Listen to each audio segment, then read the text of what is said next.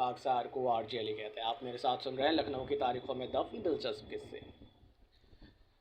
आज हम दो शब्दों के बारे में बात करने वाले हैं। पहला है खतना और दूसरा हकीका। ये दोनों जो शब्द हैं इनका गहरा ताल्लुक़ मुसलमान समुदाय से माना जाता है, लेकिन इससे भी ज़्यादा गहरा ताल्लुक़ और जो इनकी जड़ें वो यहूदियों के समुदाय से मानी जाती है। तो हम इन दोनों शब्दों के बारे में जानेंगे और ये दोनों शरियाई या फिर मजहबी तौर पर क्यों ज़रूरी है। और एक WHO 2007 की रिपोर्ट है जिसमें इससे जुड़े कई फ़ायदे गिनाए गए हैं और खतना को उस रिपोर्ट में ज़रूरी बताया गया है। तो हम इस वीडियो में इन सभी सवालों के जवाब जानेंगे और जानेंगे कि खतना क्यों ज़रूरी है।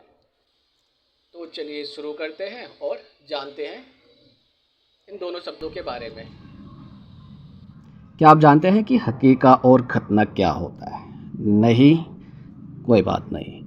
आज हम अपनी इस वीडियो में इन दोनों सवालों के जवाब तलाशेंगे। सबसे पहले हम बात करते हैं खतना की। खतना क्या होता है, जिसे अंग्रेजी में सरकमसिशन कहते हैं या कहा जाता है। यह एक इस्लामी रिवाज है जिसमें लड़कों के प्राइवेट पार्ट की चमड़ी यानी फोर स्किन को शरई तरीके से हटाया जाता है। इसे अरबी में खतना कहते हैं। यह न केवल सिर्फ मुसलमानों में बल्कि यहूदियों और कुछ दूसरी कौमों में भी मुरवज्जा है, यानी कि एक रिवाज है, सुन्नत है।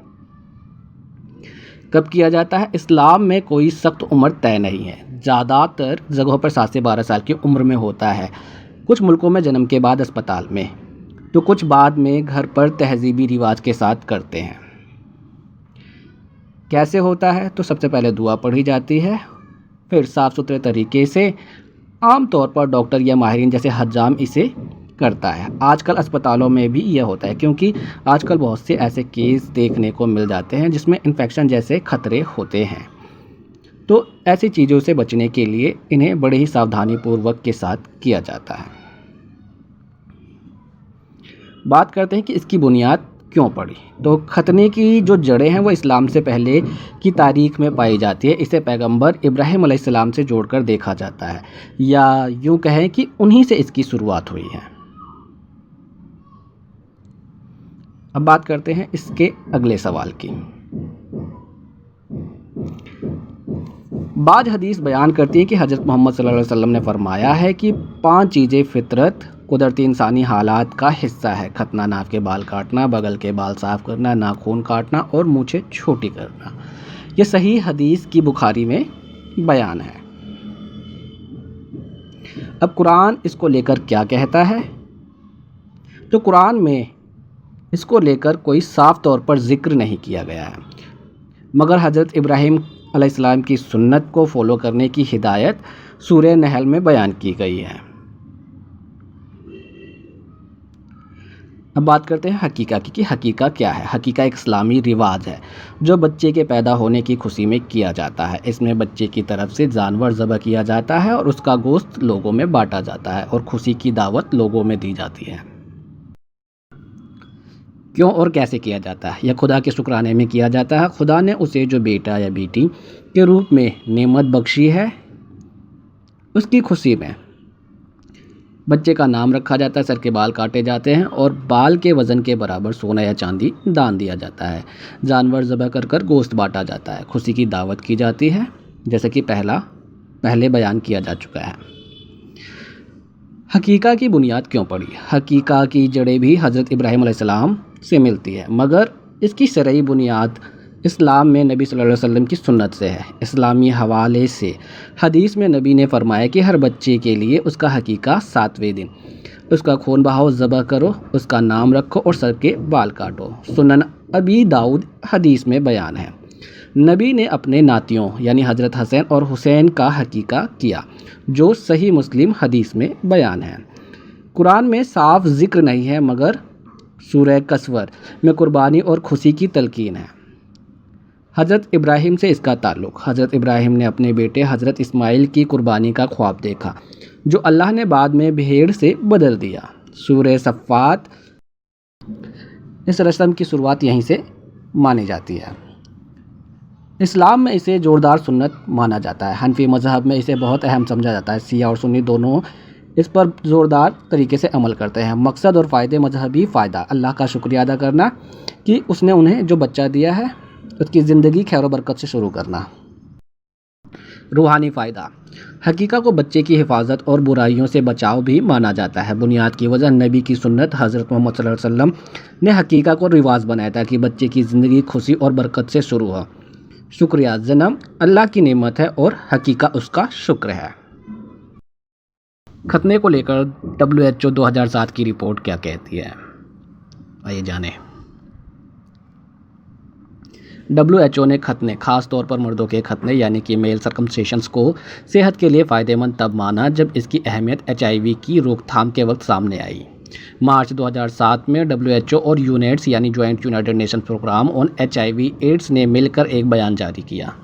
ये बयान WHO के विशेषज्ञों और यूनेट्स के सहयोग से तैयार हुआ, जिसमें वैज्ञानिकों ने शोध की बुनियाद पर कई सिफारिशें की। ये सिफारिशें ख़ास तौर पर उन मुल्कों के लिए थी जहां HIV का फैलाव बहुत ज़्यादा संख्या में था, जैसे सब सहारा अफ्रीकन मुल्क। इसके बाद WHO ने अपनी वेबसाइट और रिपोर्ट्स में इसे बार बार दोहराया। मिसाल के तौर पर 2007 की सिफारिश VMMC पर पहली आधिकारिक गाइडलाइंस जारी की। ताज़ा अपडेट 2 अक्टूबर 2023 को WHO ने voluntary medical male circumcisions shown to be highly cost effective नाम से एक रिपोर्ट जारी की, जिसमें इसकी अहमियत को फिर तस्दीक किया गया। खतने के हवाले से क्या मुनासिब बताया गया है। WHO की रिपोर्ट में खतने को सेहत के लिए फ़ायदेमंद कुछ खास वजहों से माना गया है। ये फ़ायदे ख़ास तौर पर मर्दों और उनके साथियों की सेहत से जुड़े हुए हैं। HIV की रोकथाम में खतना कैसे फ़ायदेमंद साबित हो सकता है या होता है, इसको लेकर WHO क्या कहता है। WHO के मुताबिक मर्दों का खतना HIV के खतरे को 60% तक कम कर सकता है, ख़ास तौर पर औरत से मर्द में फैलने वाले HIV के मामले में। इसको लेकर जो हुई शोध है, 3 बड़े randomised control trials Kenya, Uganda और साउथ अफ्रीका में 2005 और 7 के बीच हुई शोध से साबित हुआ है कि इनमें देखा गया है कि खतना करने वालों में HIV का इन्फेक्शन काफ़ी मात्रा में कम था। इसके पीछे की जो वजह है, जो प्राइवेट पार्ट की चमड़ी है, उसमें कुछ खास कोशिकाएं होती हैं जो HIV को आसानी से पकड़ लेती हैं। खतना करने से ये खतरा कम हो जाता है। बात करें दूसरे जिनसी अमराज के बचाव की, तो खतने से HPV यानी ह्यूमन पैपिलोम वायरस, जेनिटल हार्पिस और सिफिलिस जैसे रोगों का जोखिम भी कम होता है। फ़ायदा, HPV से गर्भाशय का कैंसर जो औरतों में आमतौर पर देखा जाता है, उसके भी कम होने के चांस बढ़ जाते हैं। यूरिन ट्रैक्ट इन्फेक्शन, छोटे बच्चों में खतना UTI को कम करता है, ख़ास तौर पर पहले साल में। पेनाइल कैंसर, खतना करने से पेनाइल कैंसर का खतरा लगभग ख़त्म हो जाता है, मगर WHO ये भी कहता है कि ये कैंसर पहले ही बहुत कम होता है। बात करें कि प्राइवेट पार्ट की साफ़ सफाई की, तो साफ़ सफाई के मामले में खतने से साफ़ सफाई आसान होती है, जिससे बेलानाइटिस जैसी तकलीफ़ें कम होती है। WHO की ये सिफारिशों की खास बातें कहाँ लागू होती हैं या किन्हें फ़ायदा करती हैं, तो ये ख़ास बातें आमतौर पर उन इलाकों के लिए मुनासिब है जहां HIV और STIs जैसा रोगों का फैलाव बहुत ज़्यादा होता है। मिसाल के तौर पर अफ्रीका के 15 मुल्कों में VMMC प्रोग्राम चलाया जा रहा है, लेकिन यह कोई जादू की छड़ी नहीं है। आपको वह सभी ज़रूरी उपाय करने होंगे जो इनके बचाव में डॉक्टर और जानकार आपको सलाह देते हैं। तो आपको ये जानकारी कैसे लगी, हमें कमेंट कर ज़रूर बताइए। मिलते हैं आपसे फिर किसी नई जानकारी के साथ, तब तक के लिए खुदा।